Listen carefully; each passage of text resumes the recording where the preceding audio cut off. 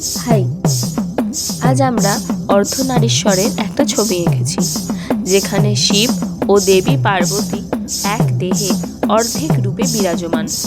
সাধারণত ডান দিকে শিবের রূপ ও বাঁ দিকে মাতা পার্বতীর রূপ থাকে।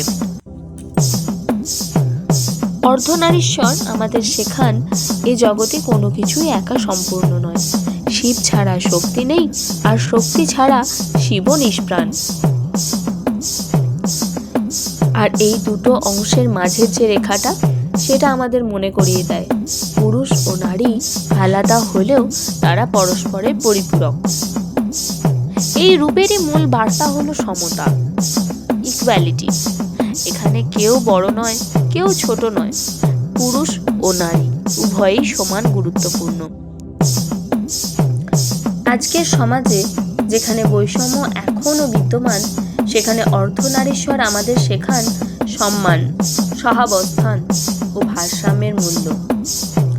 যখন চেতনা ও শক্তি এক হয়, তখনই তো সৃষ্টি সম্ভব হয়, তখনই তো জন্ম নেয় ভারসাম্যপূর্ণ একটি বিশ্ব।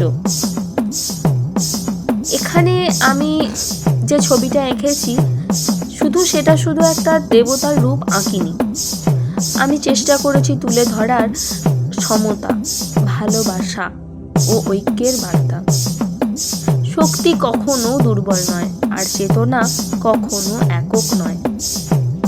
শিব ও শক্তির এই মিলন আমাদের জীবনেও আনুক সমতা, শান্তি ও পূর্ণতা।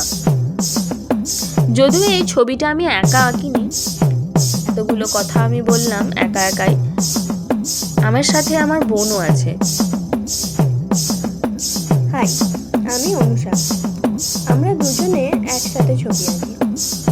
কখনো আমি আঁকি, দিদিভাই রং করে, কখনো দিদিভাই আঁকে, আমি রং করি, কখনো আবার দুজনে মিলেই আঁকি। আমি এত ভারসাম্য বুঝি না, আমি বিশ্বাস করি ইকুয়ালিটি।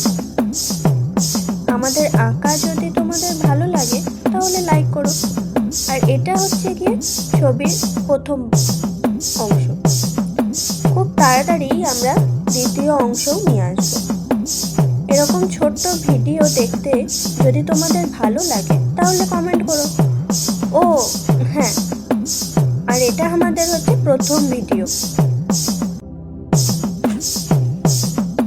তাই যদি কোনো ভুল ত্রুটি হয়ে থাকে তো জানিও। আর যদি তোমাদের কোনো রিকোয়ারমেন্ট থাকে তাহলেও বলো, আমরা ট্রাই করব সেগুলো পূরণ করার। আর আমরা আঁকা কখনো শিখিনি, ভালোবাসি তাই আঁকি। তাই আশা করি তোমরা সেটা বুঝবে।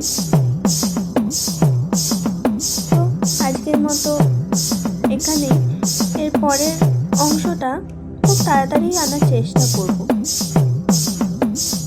দেখি কতদূর কি হয়।